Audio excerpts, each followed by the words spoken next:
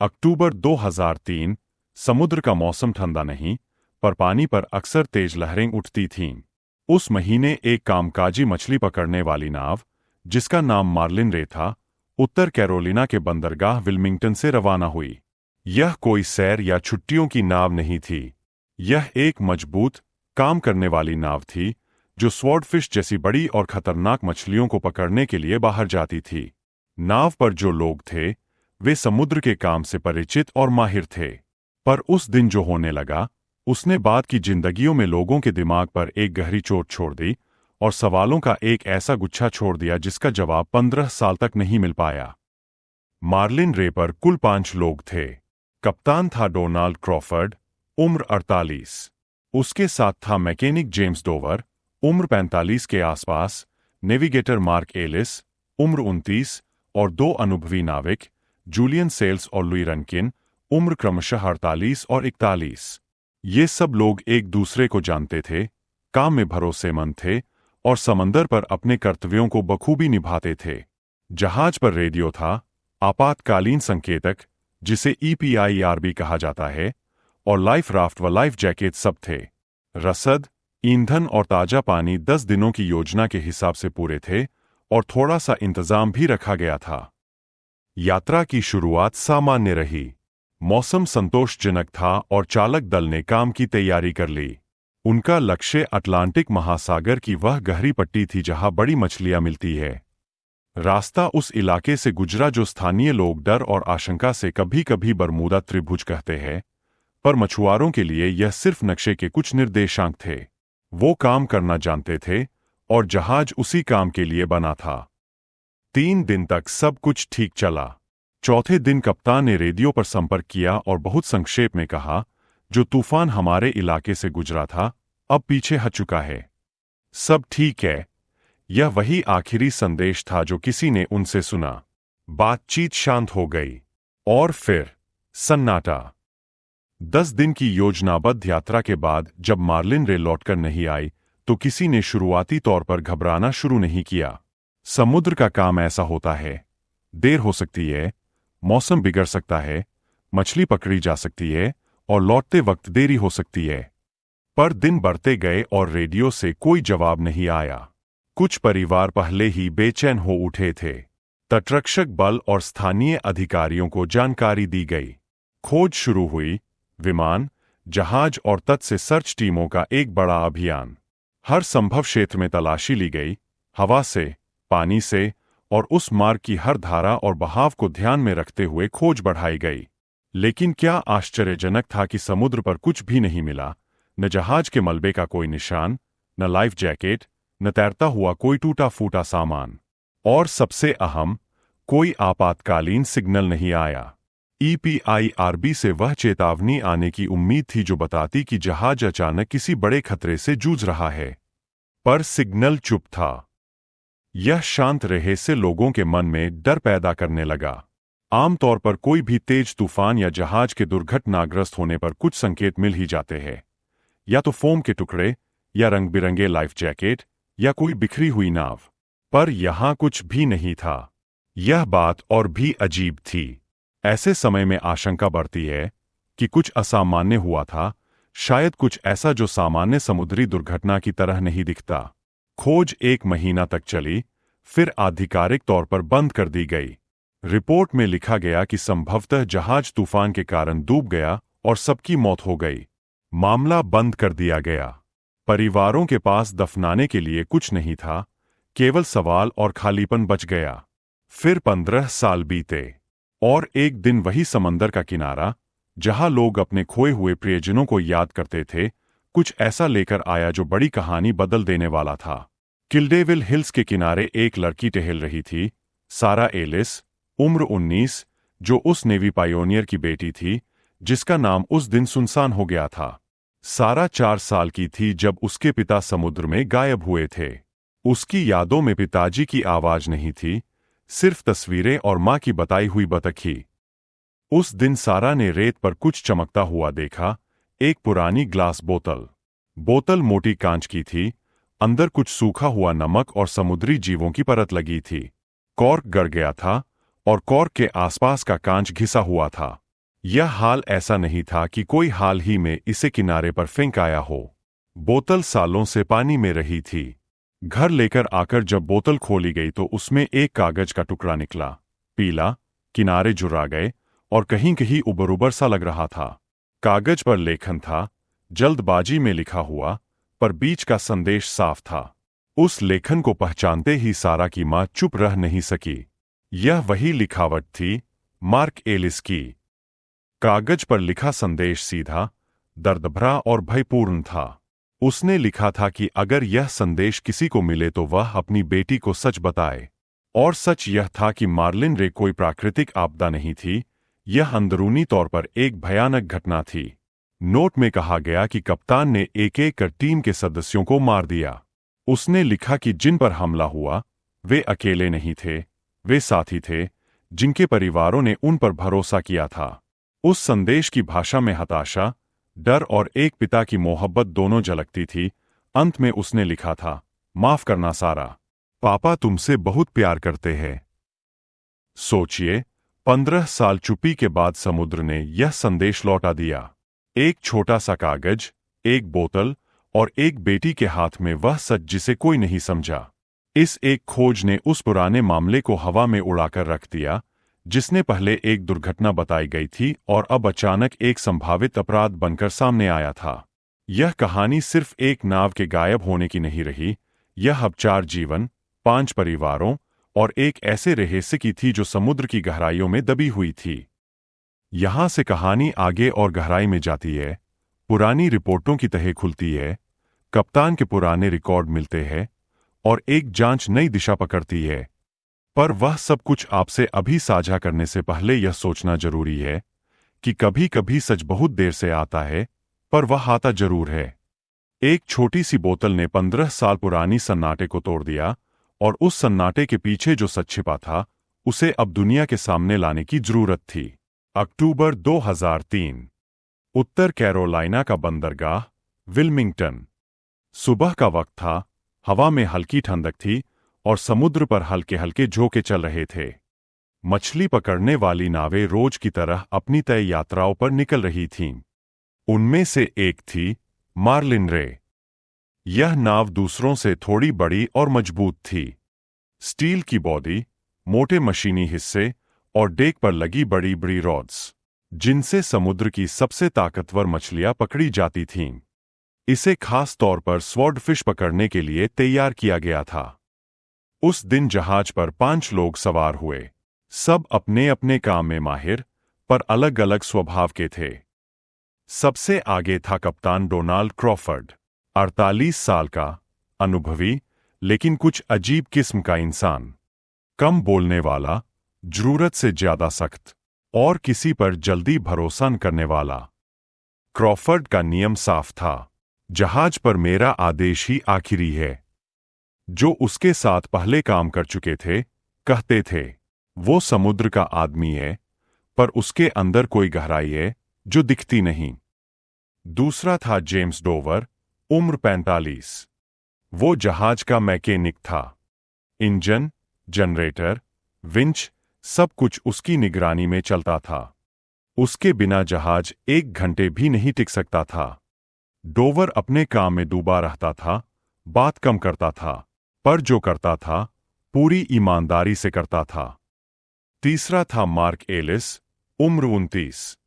युवा, शांत पर बेहद समझदार। वो नेविगेशन संभालता था, नक्शे देखता, रास्ता तय करता और लोकेशन दर्ज करता था। उसके पिता भी नाविक थे और उसे बचपन से समुद्र से लगाव था। उसके साथी उसे मैपमैन कहते थे क्योंकि उसे दिशा का बहुत सटीक अंदाजा रहता था। बाकी 2 थे, जूलियन सेल्स और लुई रनकिन। दोनों ही सख्त शरीर वाले, मेहनती नाविक। समुद्र के पुराने योद्धा, जिन्होंने जिंदगी का आधा हिस्सा लहरों पर गुजारा था। उनके लिए समुद्र डर नहीं था, बस एक नौकरी थी। इन 5 ने जब मार्लिन रे पर कदम रखा तो किसी ने नहीं सोचा होगा कि यही आखिरी बार है जब ये लोग जमीन पर खड़े हैं। पहले 3 दिन सब कुछ सामान्य रहा।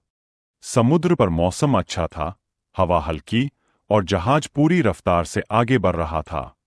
रात को डेक पर सिर्फ जनरेटर की आवाज सुनाई देती थी और आसमान में सितारों की लड़ी। दिन में सब अपने काम में लगे रहते। कोई जाल ठीक करता, कोई इंजन की आवाज सुनता और कप्तान हर थोड़ी देर में अपनी नोटबुक में कुछ लिखता। तीसरे दिन तक सब कुछ ठीक था। चौथे दिन मौसम थोड़ा बदला। दूर क्षितिज पर काले बादल दिखे और हवा तेज हो गई। क्रॉफर्ड ने जहाज की दिशा थोड़ा बदल दी और रेडियो पर एक संदेश भेजा, तूफान गुजर रहा है, सब ठीक है। वो संदेश छोटा था, पर वही आखिरी संपर्क था। उसके बाद रेडियो पर चुप्पी। पांचवां दिन, फिर छठा, फिर सातवां। कोई सिग्नल नहीं, कोई कॉल नहीं। विल्मिंगटन बंदरगाह पर अधिकारी पहले शांत रहे, क्योंकि मछली पकड़ने वाली यात्राएं अक्सर 2-3 दिन देरी से लौटती थीं। पर जब 10वां दिन बीत गया और 11वां भी, तो अब चिंता बढ़ने लगी। 12वें दिन तक कोई खबर नहीं थी। तटरक्षक बल ने तुरंत खोज शुरू की। विमान C-130 हरक्यूलिस हवा में उड़ान भरने लगे। नौसैनिक जहाज पानी पर निकल पड़े। हजारों वर्ग मील समुद्र छाना गया।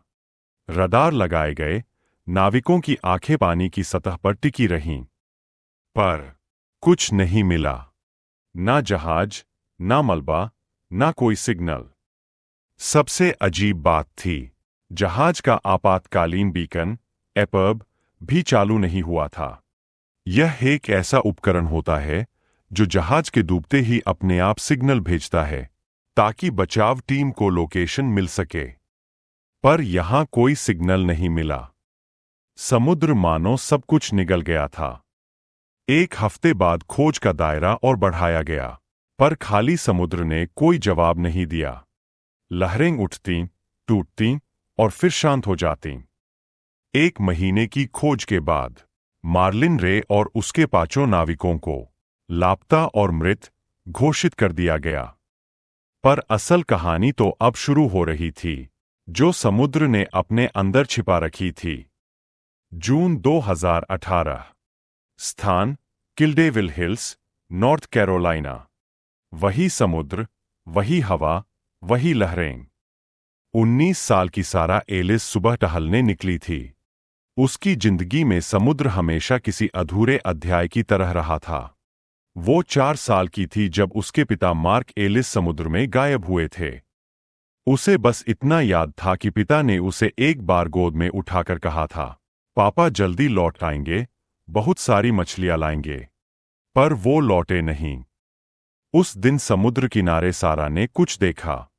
रेत में आधा दबा हुआ एक पुराना कांच का टुकड़ा। वो झुकी, देखा।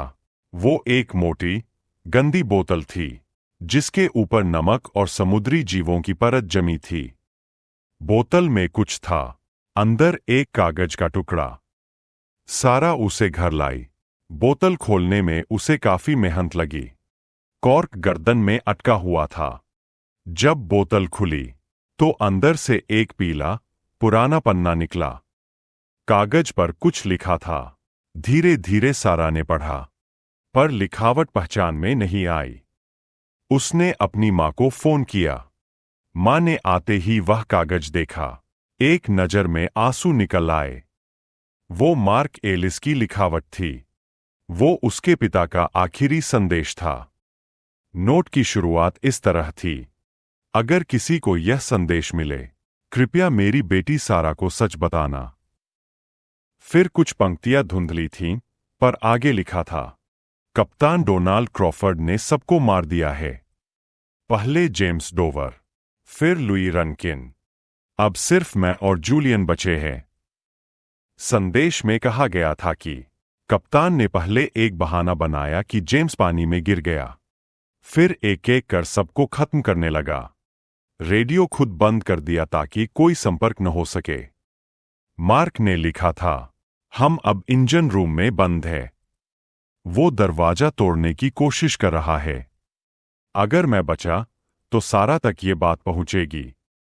आखिरी लाइन में लिखा था, अगर तूफान मुझे मौका दे, तो मैं यह संदेश समुद्र में छोड़ दूंगा।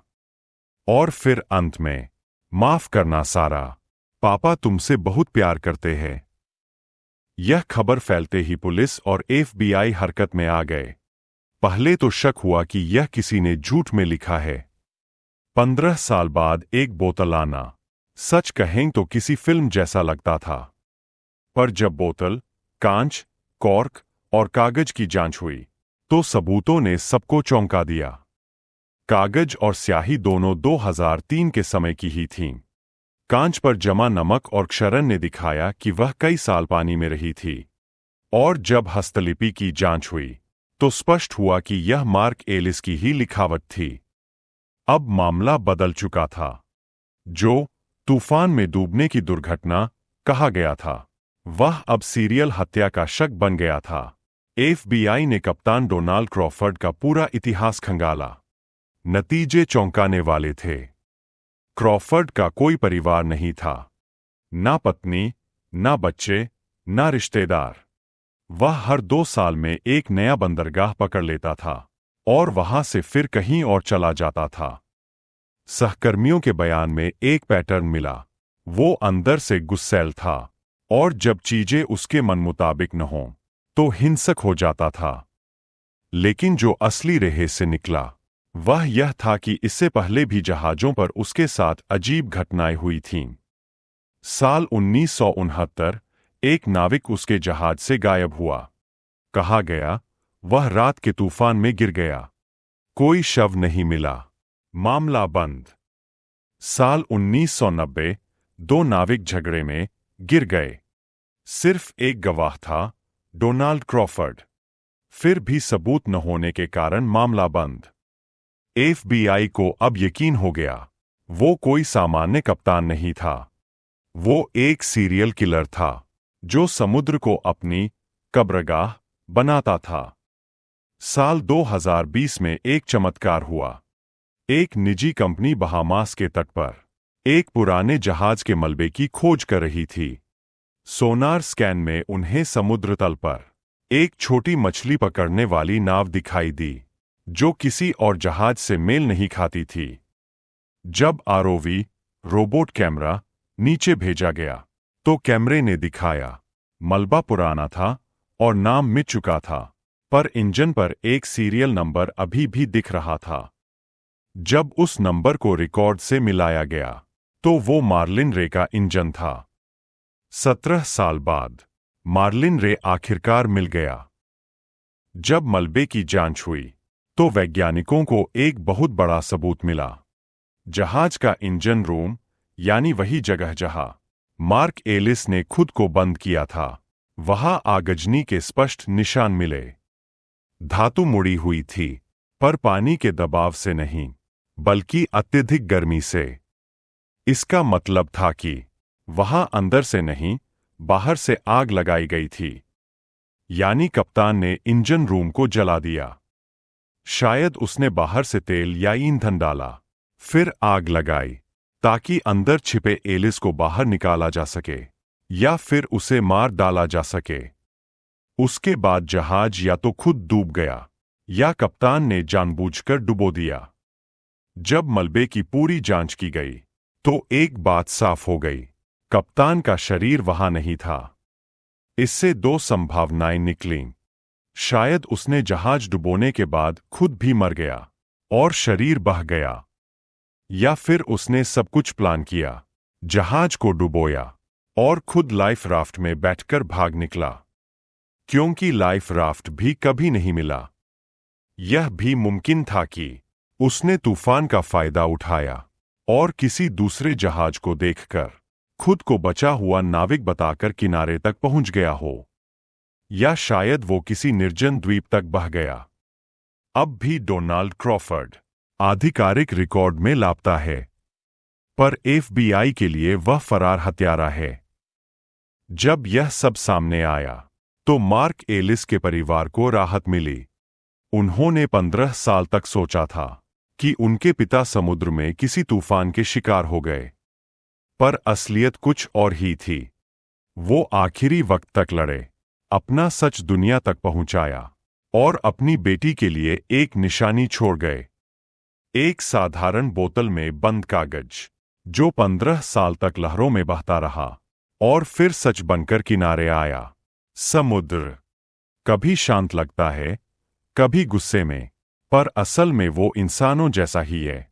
वो सब कुछ देखता है, सब कुछ सुनता है, पर बोलता तब है जब वक्त सही हो।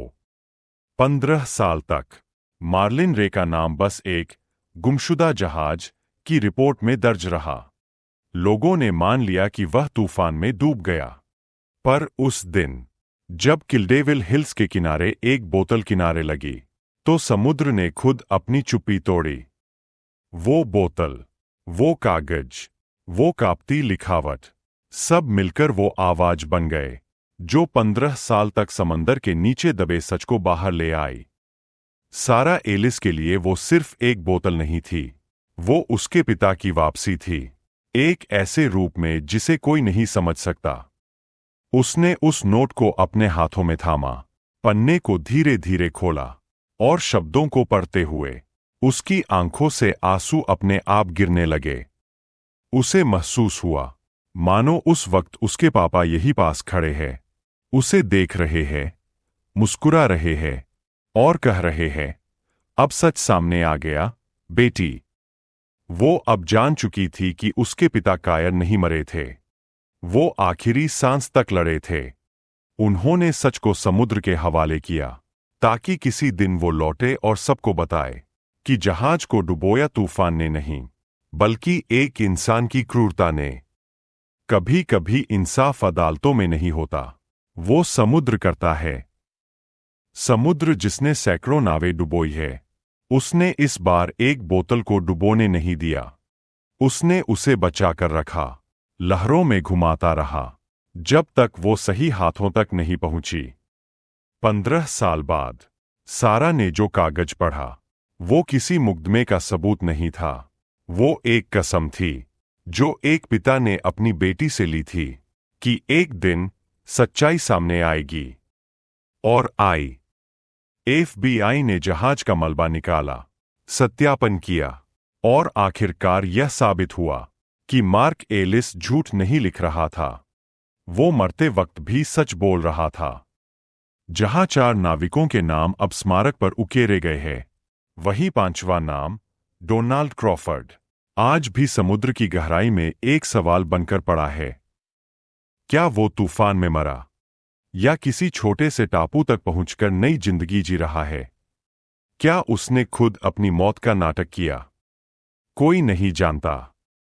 पर एक बात तय है, अगर वो जिंदा है, तो हर रात जब वो लहरों की आवाज सुनता होगा, तो उसे अपने पीछे वो आवाजें सुनाई देती होंगी, जेम्स डोवर की, जूलियन सेल्स की, लुई रनकिन की, और उस आखिरी आवाज की, मार्क एलिस की, जो कह रही होगी, तू हमें रोक नहीं सका।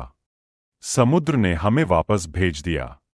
सालों तक जिन परिवारों ने समुद्र किनारे मोमबत्तियां जलाईं, अब उन्हें जवाब मिल गया। अब वे जानते थे कि उनके प्रियजनों ने बस यूं ही दम नहीं तोड़ा, बल्कि किसी की दुष्टता का शिकार बने। पर इस जवाब के साथ एक सुकून भी आया, क्योंकि अब वो गायब नहीं थे, अब वो न्याय पाए हुए लोग थे। विल्मिंगटन में समुद्र में खोए नाविकों की एक स्मारक पट्टिका है। अब उस पर 5 नहीं, 4 नाम उकेरे गए हैं, और उनके नीचे लिखा है, उन्होंने समुद्र के लिए नहीं, बल्कि सच के लिए अपनी जान दी। कहते हैं, समुद्र सब कुछ निगल जाता है, जहाज, यादें और जिंदगियां, पर कभी कभी वो सब कुछ लौटाता भी है, पर सिर्फ उन्हीं को जो आखिरी सांस तक सच्चाई से लड़ते हैं। मार्क एलिस का वो नोट, वो कांच की बोतल, वो स्याही जो 15 साल तक समुद्र के नमक से भी नहीं मिटाई जा सकी, वो इस बात का सबूत है कि सच को दबाया जा सकता है, पर मिटाया नहीं जा सकता। यह कहानी सिर्फ एक जहाज की नहीं है, यह याद दिलाती है कि कभी कभी इंसान का सबसे बड़ा दुश्मन तूफान नहीं होता, बल्कि वही होता है जो साथ चलता है। और यह भी सिखाती है कि जब कोई अपने आखिरी वक्त में भी सच के लिए लिखता है, तो वो शब्द लहरों से टकराकर भी जिंदा रहते हैं। हर लहर जो किनारे से टकराती है वो अब एक आवाज सी लगती है, जैसे समुद्र कह रहा हो, मैंने उसका सच संभाल कर रखा था, अब वो वापस आ गया है। धीमी लहरें, शाम का आसमान, सारा समुद्र किनारे खड़ी है। उसके हाथ में वही पुरानी बोतल है। वो उसे धीरे से पानी में रख देती है और कहती है, अब तुम शांति से रहो पापा। बैकग्राउंड में आवाज आती है, कभी कभी सबसे बड़ी कहानियां एक कागज के टुकड़े में लिखी होती है। वो पन्ना जो किसी दिन लहरों के साथ लौट आता है और बताता है कि सच कभी डूबता नहीं। अगर इस सच्ची कहानी ने आपके दिल को छू लिया हो तो नीचे लाइक जरूर करें, क्योंकि आपकी एक क्लिक हमें बताती है कि आप भी सच की आवाज सुनना चाहते हैं। नीचे कमेंट में बताइए, क्या आपको लगता है कि कप्तान डोनाल्ड क्रॉफर्ड सच में मरा था या वो आज भी कहीं जिंदा है?